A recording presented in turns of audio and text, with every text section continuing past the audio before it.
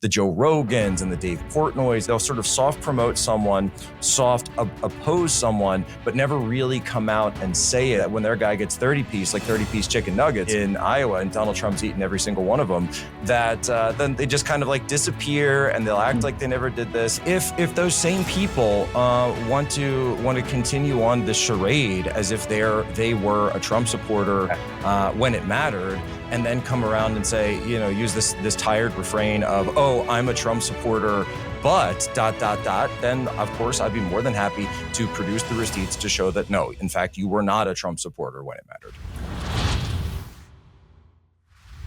All right, it is Wednesday. We are over the halfway mark, and we got a big week ahead. Obviously, today is going to be a great show, but then Don Jr. is going to join us at the end of the week. So make sure that you're subscribing. That's what you want to do now. And tell your friends to subscribe, get on board now so you don't miss anything. But there's a lot to break down as far as this nomination process. And we're seeing a lot of people jump on the Trump train now. What should we do with them? Should we welcome them with open arms? I'm going to break that down with my guest today, Jack Posobiec. He, you may know him from Twitter or from social media. He is at Human Events. He's a Navy Intel veteran, and he hosts the Human Events Daily. He's never at a loss for words. So let's get into it with Jack. All right. I want to welcome in live from the World Economic Forum.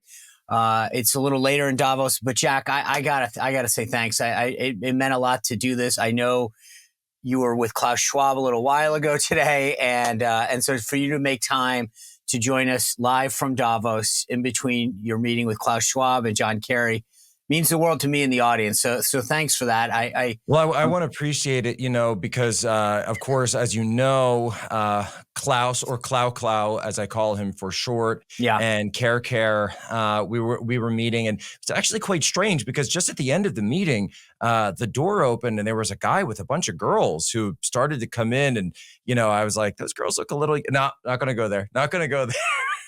Oh, Jack, it's me, Bill Clinton. How are you? Good to see you. Hey, John. Yeah, they mentioned something about an island. I don't know. Hey, John Kerry, how are you? Wow, it's awful cold. We might want to get by the fire. I haven't done Bill Clinton. The cigar started coming around, Yeah. All right. Well, okay. Now that we've thoroughly mocked everybody. Everyone's totally confused. Yeah. You're like, what the heck is going on? In other words, let's talk politics here in America. Yes. I want to get into some of the specifics of your take that I saw on Twitter, but just in general, when the votes were cast in Iowa and the results were tabulated, what were you thinking? Sure. Well, I think there's two aspects of that, and I'll say the reason that you brought up Davos, and we're joking about it, but it's important, and I think it's insightful as well, because what happens in Davos affects the politics and affects the voting in Iowa. They are intrinsically connected, and it's certainly going to be affecting the votes when it comes to the Rust Belt going through in the general later this year. When I do think that it looks obviously like President Trump is going to be the nominee. I think we all know that at this point. I could have told you that last week too, but I think now the rest of the world understands it. And it's because of the policies that grow out of these forums, like the World Economic Forum. It's because of these degrowth, deindustrialization policies that our workers and our farmers and our agricultural sector have been faced with and really been hit by. And some of these areas that were hit by this, of course, are now swinging back to find somebody and who can do the right thing for them. And by the way, people need to understand that this was the same message that brought a lot of this area, and people hate when I bring this up, but if you want to understand the voters, you have to understand the trends, that in 2008 and 2012, this is why the Rust Belt and Iowa and a lot of the places in the Midwest voted for Barack Obama, okay? This was the message that they were being sent.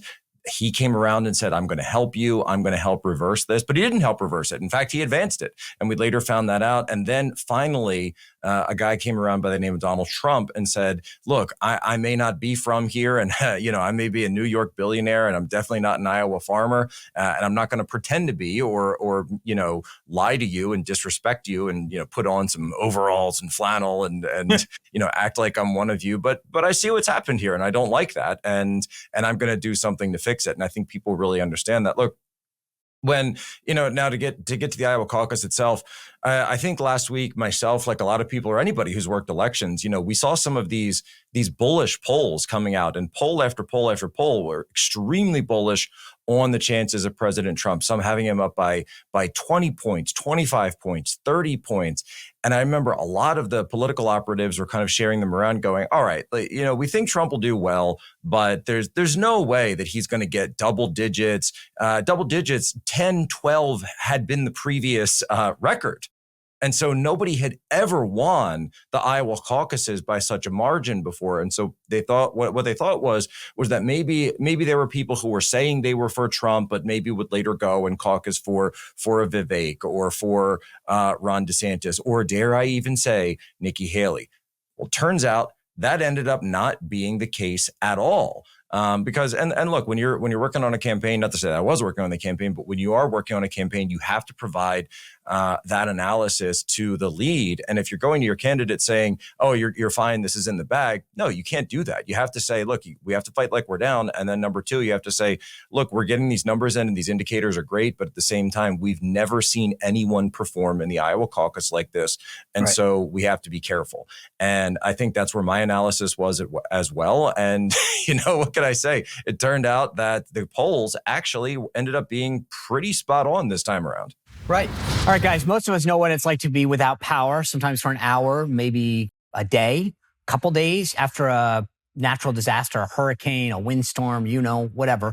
But now national security experts are warning that our power grid is more vulnerable than ever.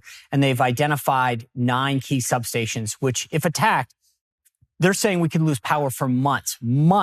That's why having your own solar power is more important than ever. So I recommend the Patriot Power Generator, which is a solar generator that you don't have to install in your house. It's portable. You can take it with you. You can use it inside your house. And it's powerful enough that if power goes out, we're talking your phones, your tablets, your computers, medical devices, even your refrigerator gets power. So if you go to 4patriots.com and use code SPICER, you get 10% off your first purchase. It's patriots.com, includes that Patriot Power Generator. You'll get that guarantee for a year, free shipping if it's over $97, and a portion of every sale is donated to charities that support veterans, right? That's great. So go to 4patriots.com, use code SPICER, 4patriots.com. You do not want to be without power in case something happens.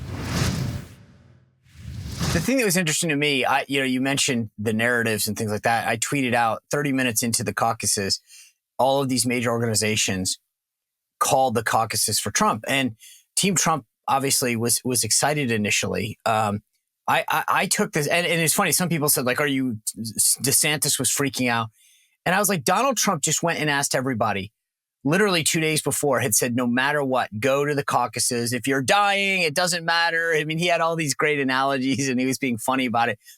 And my point to a lot of folks was, if you had listened to Donald Trump and you had driven to your caucus site and the speeches hadn't even started and you're looking at your phone and you're going, "Oh, he won? Cool, I can go home." Right? I think that was actually an effort to suppress the turnout and the support 100%. for Trump. And the thing was that I was saying to some of the Trump folks afterwards, I was like, guys, like initially Trump was down, he would have had a complete early sweep of all 99 counties. And I said, how many, maybe 1, maybe 5 Trump people left that precinct and said, cool, he won. I don't need to stay here for another hour and a half in the freezing cold dark that I have to drive home in. And this is, I think we keep forgetting to some degree. And this is what sometimes winning does, is it buries other issues. This was an attempt by the media, I firmly believe, to, it's funny, yesterday, I'm jumping, but everyone was like, "Oh, well, turnout was down." No kidding, because all of you told people it was over before the speeches even started.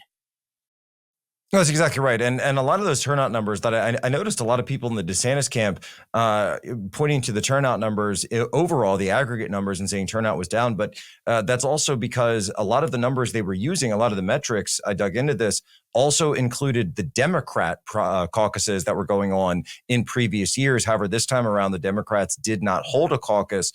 They pushed it to a 100% mail-in ballot caucus. And so, of course, it's going to be a higher turnout. Right. If one side doesn't come out. That's number one. Then number two, as you say, this was a deliberate attempt. And I think the DeSantis camp is right, and they're wrong. They're right in the sense that the media calling it so early the way they did had a depressive effect on turnout. I think they're 100% correct on that. But where they're wrong in their analysis is that it wasn't a depressive effect on DeSantis, Haley, or Vivek. It was a depressive effect on the Trump supporters, because Trump supporters are the ones who are going to see that notification come across their screens. Even though I always tell people to turn off notifications, I understand a lot of people do it. Which is funny because, like, I make my living in social media. I was going to say, what it is. You might want to be careful on that. Yeah. No. I just think, look, like, you should control your life. Don't let your phone control your life. So that's how I believe it, and that's how I turn all my notifications off. But at the same time, you got to understand, people are getting these notifications and they're saying, oh, I don't have to stay out here. Great. Or maybe, as you say, they're on their way to the caucus, right, and they're fighting the blizzard. And suddenly they're told there's actually no reason for you to be here. You don't have to put yourself in harm's way. Darling, we don't have to die. I can live. So you turn around, you go home, you say you don't worry about it because it's cold. It's blizzard conditions. You say, we already won. The game's over. So right. why would we do this? No, if it had a depressive effect, it would be on that. But if you were someone who was a staunch Ron DeSantis supporter, and they certainly are out there. They're in my Twitter mentions pretty much every day. I've seen them. They've made themselves known to me. Or some of these people, like we're seeing in Iowa and New Hampshire, who, and this has been a huge effort by the Nikki Haley campaign to find liberal Democrats or even liberal independents and bring them over, because Iowa had same-day registration. New Hampshire allows, they have an open primary system. And so what they were doing is saying, go around, and you see a lot of this Reid Hoffman money is coming in behind this effort to say, we need to slow down Trump's momentum. Right. We need to, it's like when Captain Ahab is going after Moby Dick, and he gets the spear into him once and he gets the hook into him next time, but he's still going, but he's getting slower. And so, this has been a huge effort on their end. So if you're one of those people, then okay, sure, you're going to stick it out because your goal is to be part of that depressive effort on Trump supporters. And of course, this is where we see Nikki Haley ends up winning by one vote in this county, which of course, still remains to be seen, because I think that final tallies are still a few days away. It'll ultimately be. But we're told that in that same county, so at that same caucus site, they ran out of same-day registration forms. So you have to put these together. There was an effort a deliberate effort to suppress the Trump turnout from Democrats and independents in that county. And so when you're saying that Trump didn't win all 99 counties, I would put a little asterisk next to that. Hey, are you a professional that's running a small business, or maybe you know that person? Well, I've got an exciting new offer for you. It's called Ramp, and it will maximize productivity and cut wasteful spending from your business. Ramp is the corporate card and spend management software designed to save you money and put money back in the pocket of your company. Ramp gives finance teams unprecedented control and insight into spending money. It can add restrictions, limits, all those things that you want. It's a physical credit card that you get to give employees that you don't have to worry about, because you know where they can spend, how much they can spend. It's fantastic. Ramp saves you money. And here's the thing. Businesses that start with Ramp save on average 5% the first month. Who doesn't like that? It's easy to use. It's easy to get started. They issue virtual and physical credit cards, and you can start making payments in less than 15 minutes.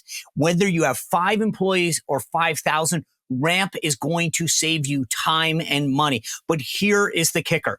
Whether you're that person or you know the person, if you go to ramp.com/Spicer, you get $250 just for signing up. $250 in your pocket. That's why you are going to go to ramp.com/Spicer right now and sign up.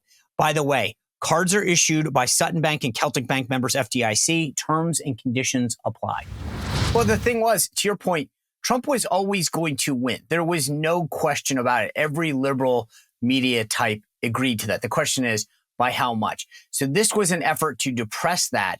You're absolutely right. The DeSantis folks didn't think they were going to win. They just were trying to figure out, could they come in maybe a close second or something? And so this wasn't a deliberate effort. But I want to get back to some of the comments that you made afterwards on Twitter. One of the things that you put out initially said, watch how many conservative pundits pivot hard back to cultural topics and try to act like their boy didn't just get third placed last night in front of the whole world. So let me just start with this. Like you said, at one other point, you're taking names down, right? So do you think that they're going to try to whitewash their previous support, or that they're just coming over? Well, no, I don't think they are coming over, sadly. And you've seen this. You've seen these people out there in sort of the conservative media landscape play this game for a long time, and they play this game of footsie where they'll say, oh, I disagree with what the main, the deep state is doing to Trump. I disagree with what the DOJ is doing to Trump. I disagree with how the media is lying or taking Trump's, comments out of context, which obviously you are quite familiar with, and just a little bit. Yeah. And but then when it comes down to actual brass tacks, they'll turn around and say they'll put in this. They'll usually focus on this type of conservative pundit or conservative pundit class type will focus on cultural issues for 90% of their work, whether it be trans, whether it be DEI, whether it be CRT, and there's certainly no scarcity of these issues to focus on. But then when it comes to politics, they'll say Trump is a little old. I don't want two old guys running. You'll hear the same refrain from like the Joe Rogans and the Dave Portnoys a little bit.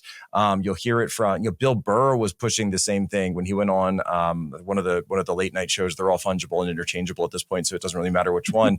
And and then they'll say, I think we need someone younger, and they just kind of slip it in very surreptitiously that we need someone younger, we need some young blood. DeSantis is doing some good stuff, and so it's very interesting to watch how they'll sort of soft promote someone, soft oppose someone, but never really come out and say it. And then when their guy gets, and as I said, when their guy gets 30-piece chicken nuggets, a 30-piece chicken nugget down there in Iowa, and Donald Trump's eaten every single one of them, that then they just kind of like disappear and they'll act like they never did this. And at this point, I'm not ready to name all of the names just yet.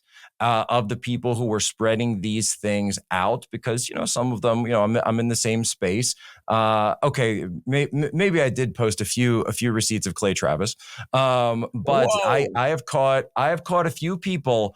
I've caught a few people who up until recently had 100,000 tweets or 50,000 tweets on their timeline, and suddenly, just magically after the Iowa caucus, their tweet count has gone down to about 500 or maybe 1,000, and it's like, wow, where did all your old tweets go? That's interesting. It sure would be a shame if somebody had them archived. And so, I mean, in all seriousness, are you going to push this out at some point? Who they are? I think that's up to them. I think it's up to them.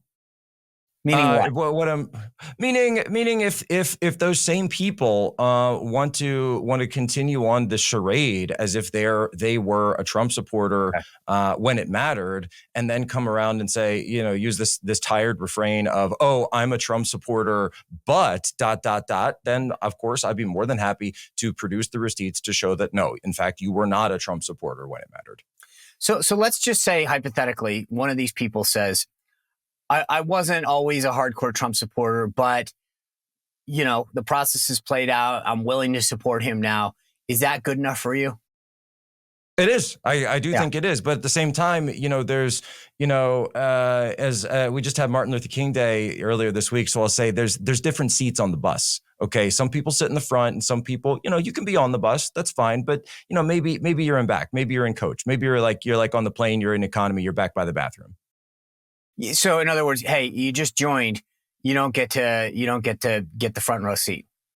Right. And what I mean by that is you don't get to direct where the ship goes. You don't get to direct traffic. You don't get to, have a voice and say, oh, this is the way we have to do, or, these are the people who, again, Ron DeSantis spent how many millions of dollars it depends on how you count, right? Some people say it's 34 million, but that's only direct spend. If you go all in, I think it's something like 140 million. And we know that Trump spent only about $300 per vote, right? Talk about a businessman, right? And Can so you imagine though? the fact of the matter is, and Sean, what I want to say is I'm not just being, people say, Posobiec, you're being petty. I'm not being petty. This is money that could have been used for ballot harvesting. This is money that could have been used for litigation. This is money that could have gone to people that are fighting these wrongful prosecutions in J6 or a number of other good causes. But instead, we had good resources thrown behind toxic causes. And unfortunately, that is precious dollars that we are not going to have going into the general now. So no, this stuff does have real world implications for our overall fight. And that is why I am being this way. It's funny. I don't mean to digress, but I always play this game with my friends where I'm like, what's your number, right? What's the number that you would have to have financially to not work again, right? And I've always said my number is like $10 million. If I had $10 million, I think I could get about 10% rate of return. That's $1 million. And, I don't need to fly private. I mean, my point is, I always think about like, it's just a fun game. It's like when the lottery gets to be whatever, I'll buy a ticket and then I dream for 10 minutes about what I do, right? But think about, to your point, the money was spent and what you could have done with that. I mean, like I literally think back to myself in terms of dollar per vote. And there's never an accounting to like the super PAC or whatever. Like, what did you do with this money? Where did it go? Like, you must Never have Back Down was knocking on doors in Texas. They were knocking on doors in Texas, Sean. Right? What does that have to do with winning Iowa? They were running this stuff and they said, we're going to have infrastructure in place. Are you kidding me? Are you joking? Look, and you know that world. I know that world, right? That's because 20%, 25% of that is going into some consultant's pocket. Yes. No. I told this, I get asked all the time, why isn't so-and-so dropping out? And I think I always say there's basically three reasons. One, they actually, honest to God, think they can. Two, there's some existential reason, i.e. like, in this case, they think that something would happen to Trump and therefore whatever. And then third is the people that are around you, that are advising you the most, are all getting a cut. And the second you say no mas, they get the gravy train stops. So they have an incentive to keep you on the treadmill. And no one seems to get that. 15% of $1 million is 150 grand. And these guys, on a lot of these things are making a decent cut. But I just keep thinking to myself, to your point, every time someone tells me that number and says, this is how much DeSantis spent or whatever, I'm like, oh my God, like I could have retired for life for that, or you could have bought so many people a car.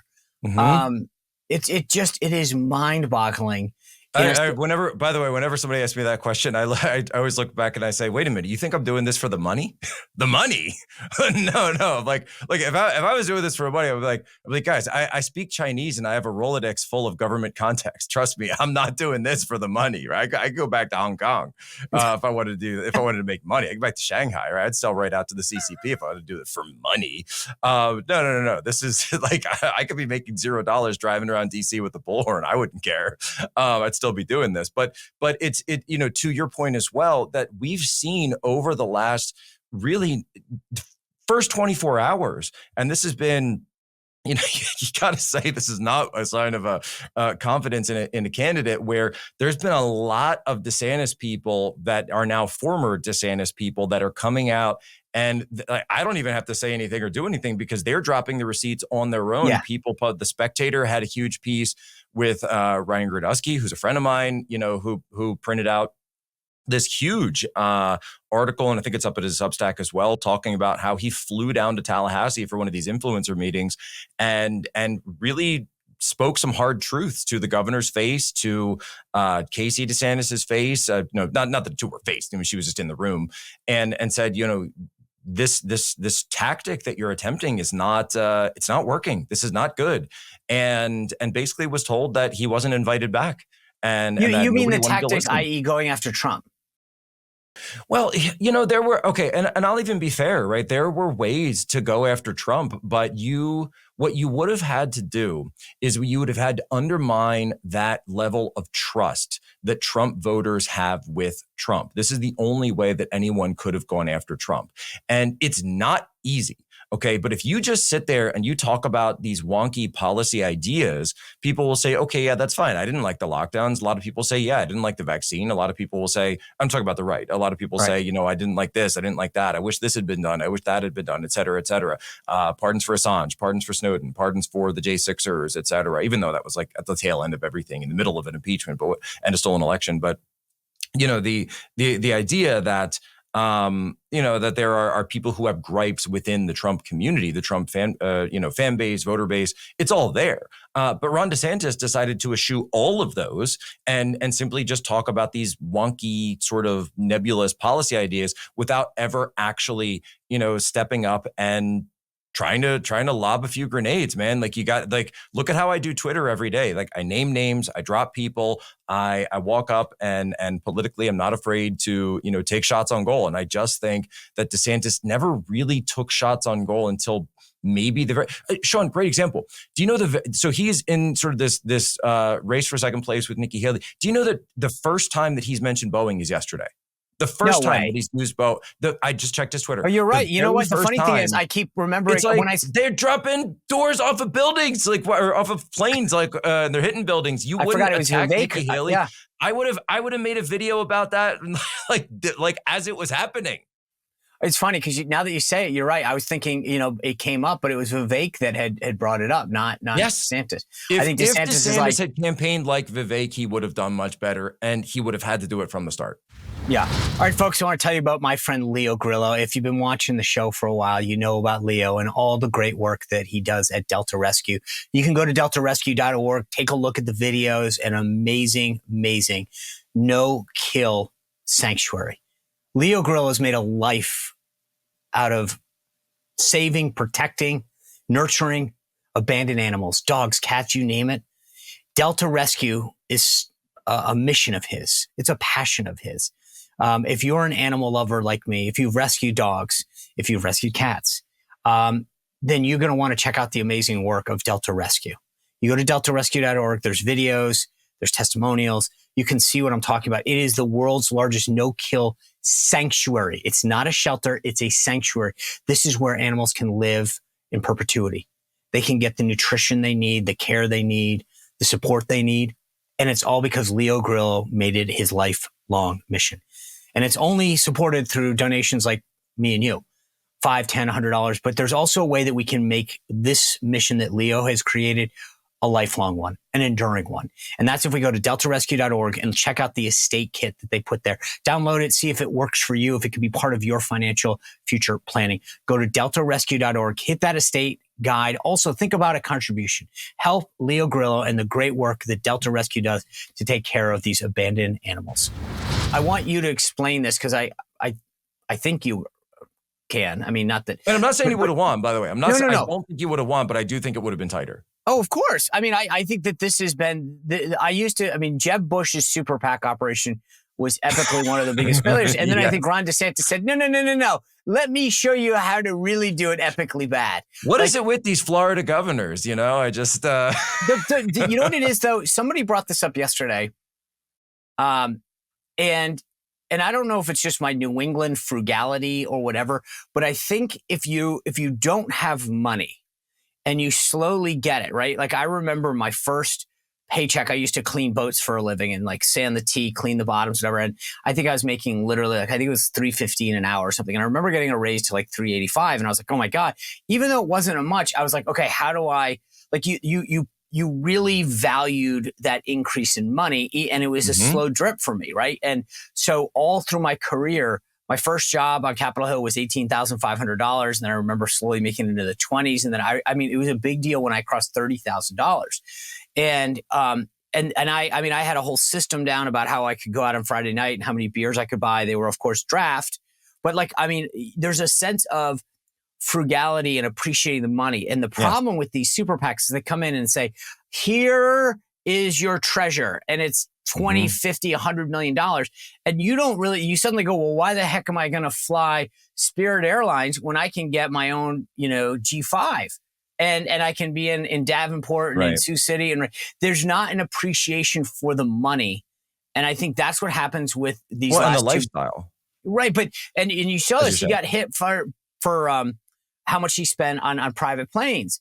And the funny part about it is I get it in a sense, which is, for me, I will look at someone, if there's an option, I'll say, well, I'd rather pocket the money and then, put it towards my kids' education or something. I don't really care because I'm used to it. The problem with a lot of these big candidates, whether it's Bush or now DeSantis, is that they get handed a huge check at the beginning and saying, okay, go from there. And it's like, oh, well, what difference does it make if we spend, if we're frugal here, if we cut corners here, because we got plenty of it.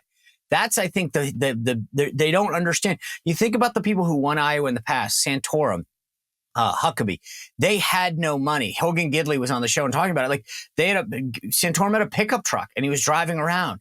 He stayed in Best Westerns and things like that. That to him, you didn't know what to do with the money. You just had to hard work. And that's where I think a lot of these guys lose it in the campaigns. They get sucked in by the big money and the consultants and the trappings of it and not understand, the one-on-one contact and get sold on, hey, we're just going to run 60-second ads. Yeah, no, and holding these Park City, Utah resort meetings up at the Erickson Lodge up there that they were doing. It's like the governor of Florida. Now he's in the Erickson Lodge. He's in Park City. He's doing all this stuff. And it's funny you mentioned that because I was all the way back in 2006, I was a lowly intern for Santorum out of the Pennsylvania office, and then while I was working in a deli, for like $4.50, which definitely wasn't legal at the time, and it's like, hey, but so I would go from my like senatorial internship. And then I would go and like change into like jeans and a shirt and put on an apron. And I'm cutting meat and, making Italian hoagies and, which is the thing that we call it in Philly. And then hoping that, I don't have any of the smell on me when I have to walk around with constituents coming in, and it's just sort of like, look, when you come up a certain way, you get in the game a different way. That's sort of how it goes. But, I remember looking at this and saying that, it's very interesting to see that when DeSantis filed for his financial paperwork, his financial statement, and when he ran for president, I noticed that he still had student loan debt. I don't know if you noticed that. He still had student loan debt. And it's like, all right, he came up a certain kind of way. Right. But to your point, when that brass ring gets handed to you, right, it's very different. It's very different when it gets handed to you versus when you built or you achieved it kind of on your own. I'm not gonna say that he didn't achieve anything on his own, but I am saying that in this situation, but it's not your money. It's not your money. It's not your money. Right. Yes. When you go out and you build something, a company or a show or whatever, and you earn it, it's yours. This wasn't their money. This is donor money. And that's the thing, is it got handed to you. It's almost like a lottery system where a lot like winning lottery, it got handed to you. You didn't earn it. Yeah. And so you don't feel a sense of purpose and of frugality because it's, like I said, I make trades all the day where someone made a comment the other day about it. And I said, well, I'd rather take the money, put it in my pocket or save it for my kids than, take an Uber Black versus an Uber X because, it's $40 more and I can do something with the $40. But if someone just hands you $100 million because you won the lottery, you don't feel the same sense of it. It wasn't like it was you earned that. No, but Sean, it's to your point, right? Statistically speaking, people who win the lottery do not do well. Right. Statistically speaking, I'm not saying everybody, but most people who win the lottery, who turn out big, show me one person who's won the lottery and then gone on to found anything, going on to create an incredible business. They don't have to. But if you look at some of the stories of people who do, that money gets spent so fast, that money comes in and it's gone. It's just completely gone because there is a sense that and you're talking big money as opposed to incremental money, and the big money. One of the issues, and this is a human thing. We're not even really talking about Ron DeSantis anymore. This is just part of human nature. I do think it's part of human nature. It's the same thing, though. It's not that different. Yeah, you get this money, and all of a sudden, you in your mind you think of it as, and look, money changes people, right? That's not we're not saying anything new there. That you think that it's windfall money, and so it. As you just said, you just mentioned about, put it away for your kids or putting away for investment, putting away for retirement. But suddenly when you get windfall money, there's this sense that this doesn't count because all of the money that I was earning, that's the money that counts. That's the money that goes into the budget. That's what goes into the family. But this is fun money. Right. And this money I get to spend however I want. And now I can live in the trappings of luxury. And now I get to do all of these things. And, look, if he had turned around and won the caucus, I'm sure we wouldn't be talking about it this way. But unfortunately, he didn't. And so, yeah, we are. It does look like it was a guy who won the lottery and then turned around and spent all of it on. I hope he had a lot of fun. All right, I'll put it that way. I hope he had a lot of fun. I do too. I mean, but I also think of all these people who gave him the money, and I'd be pissed. Look, when I give, it's always amazing to me when I give. And who's going to take that phone call today? Right. No, that's what I'm getting at. Is that when I give money, when I'll give $100 or $200 to a cause, and I always hate when I see them pissing it away, and I can't imagine getting that call right now and saying, "Hey, I need another $1 million for our super PAC," and they're going, "Oh, really? What did you get for the first $1 million I gave you?" Right. I do want to pivot though. Well, not pivot, kind of get back, I guess.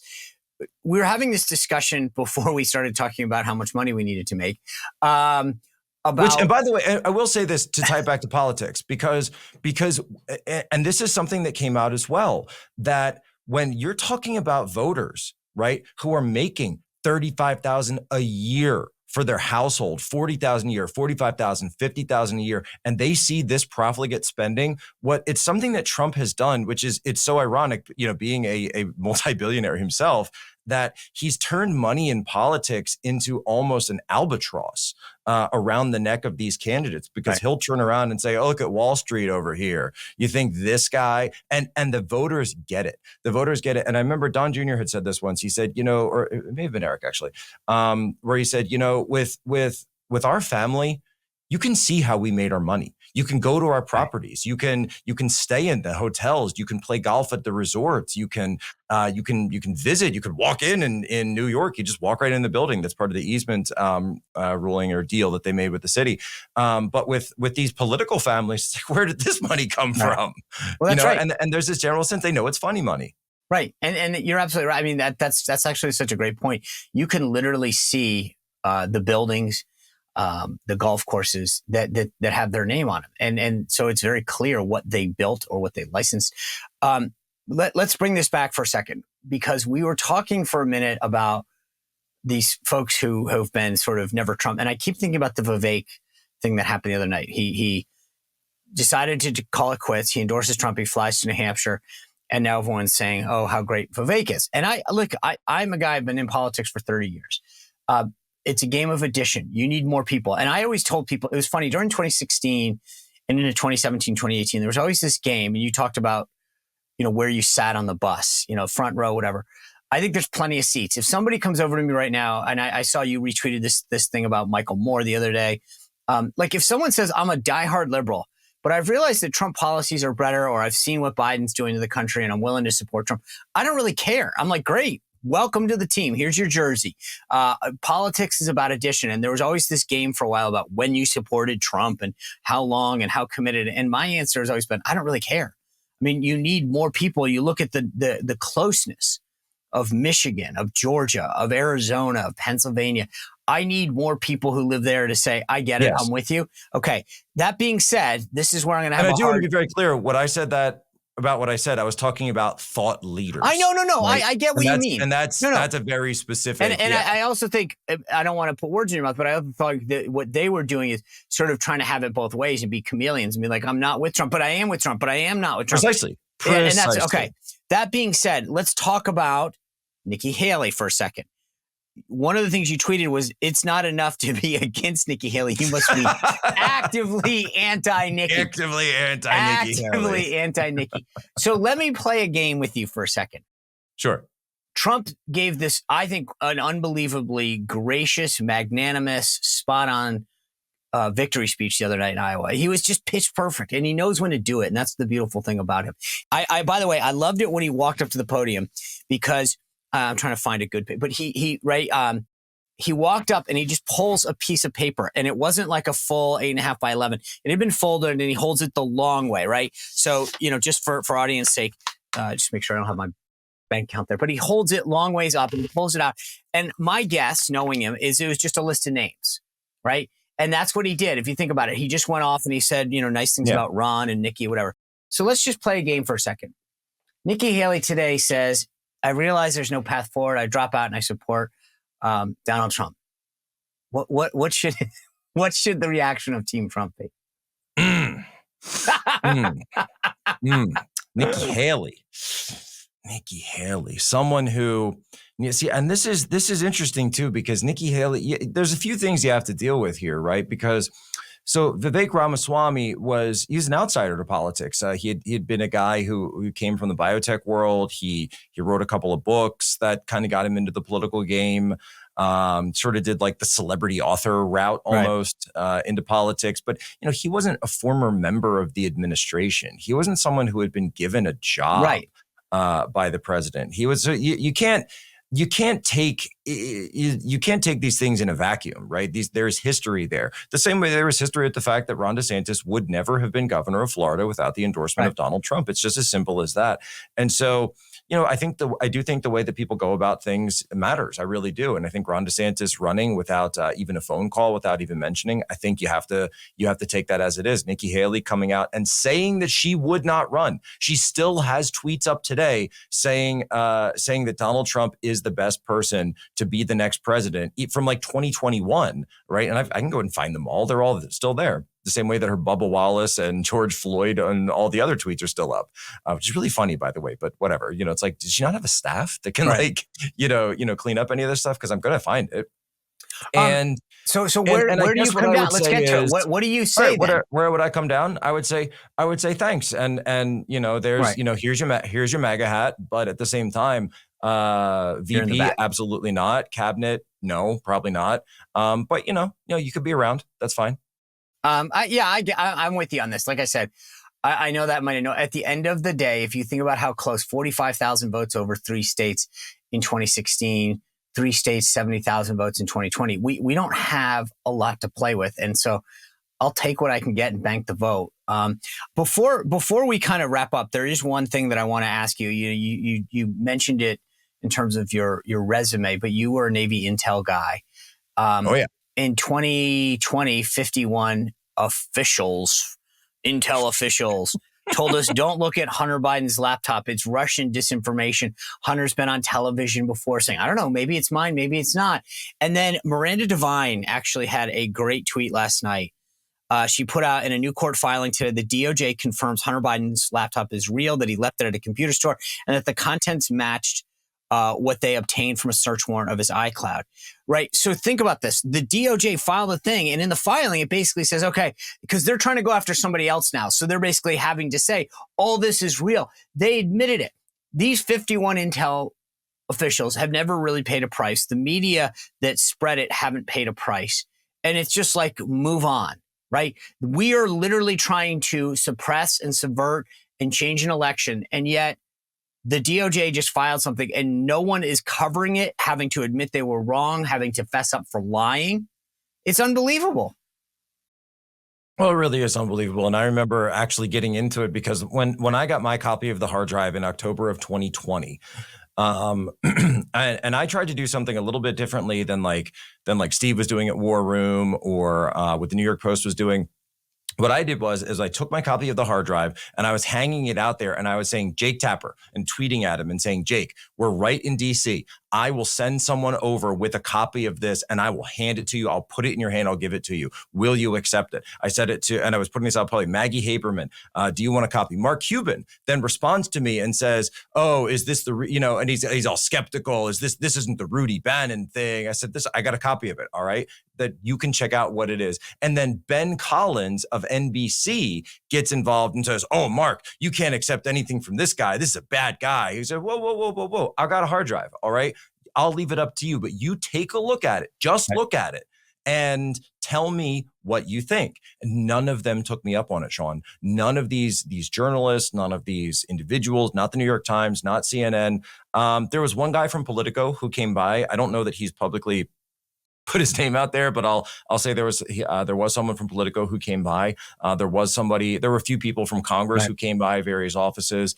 But any of these big names, I offered it and they said, you tell me, show me where the Russian disinformation is. Show me where, because it was a joke from the start. When it comes to these 51 officials, great. I'm glad they have a list, because that's a list of names. Number one, pull all their security clearances. Number two, pull all their accesses. If they have anything, any SEI accesses whatsoever, get rid of them. And then more importantly, find out who put them up to it. Exactly. And I think we do need to find out who put them up to it and find out if those we do people know. It was, still serving. it was Blinken and Sullivan. But Jack, yes. Unfortunately, we've had such a great conversation. We can only go so long because that's how life works. You know that. I always appreciate your commentary, your Twitter feed. Thanks for being with us. And everyone, thank you for this great conversation. As I mentioned, later in the week, Don Jr. is going to join us. I appreciate you being with us. Continue to rate, subscribe. We will see you back here tomorrow on the Sean Spicer Show. It's great. Everybody needs to watch the Sean Spicer Show. He is pulling back the curtain on how politics actually works. That's the way to end the show. Thank you, Jack. Well, if you enjoyed this content, make sure to like this video, subscribe, and click the notification bell to get more.